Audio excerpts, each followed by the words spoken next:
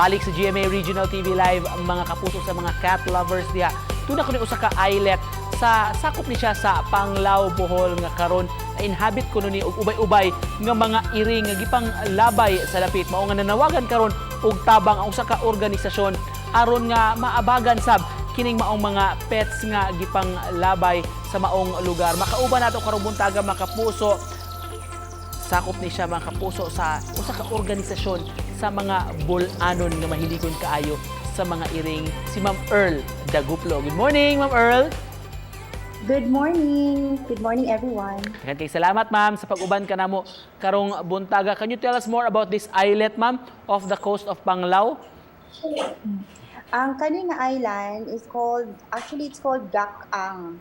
Gakang in Panglao. But now, it is famously known as Cat Island because ang mga inhabitants diri ang island is majority are cats and few dogs. No? Wala kinipuy-an og tao sa pagkakaroon o wala mga tao at kundi sila lang. Sa unsang pamaagi, ma'am, nga naabot dito sa isla kining mga iro og mga iring? Sa amuang nadunggan kani siya nga island mao ni siya famous sa ani ang labayanan sa mga iring ug iro.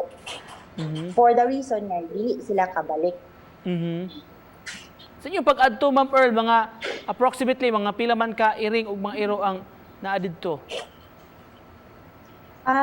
It was very difficult to tell, but roughly around 20 cats and about, I think, 10 dogs ang nakita namo dito. But they could be more kay ang mga iring ug iro dili man luol and they're probably scared sa amua. Inyong plano sa inyong grupo, ma'am, nga regular na mo nga magbalik dito sa area? The long-term plan is for tapping in the government to help us with a spay and neuter event dito. That will help us with overpopulation sa island.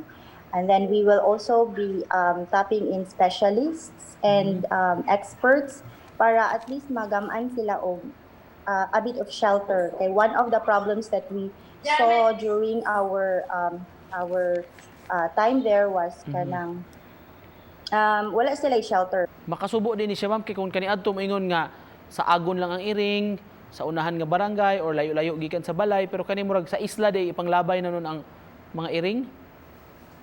Yes, actually it is very inhuman to know nga naaday mga tao nga mag-ingana, no? Especially the mere fact that you are abandoning an animal, that's already an act of animal cruelty. Ma'am Earl, mubalik lang ko how did you find out about this island, ma'am? Kay you said gabaguhay lang ninyo nahibaw-an, murag na istoryahan na ba nis mga taga diha sa inyo, murag talk of the town na ba nga dunay isla nga naidaghang mga abandoned nga mga animals? Yes, we received a call from one of the rescuers of our group, and she came across this island. Nakadungog na ni siya before ani nga island, but it was her first time to visit the place atong pag-birthday niya.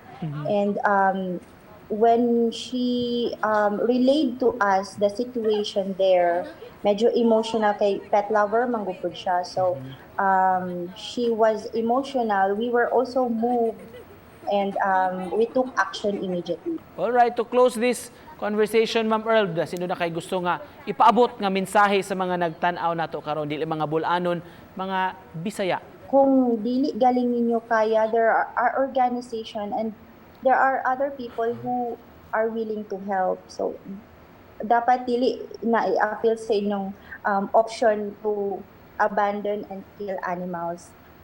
There are always other options kung kanang nanginahanglan mo og tabang.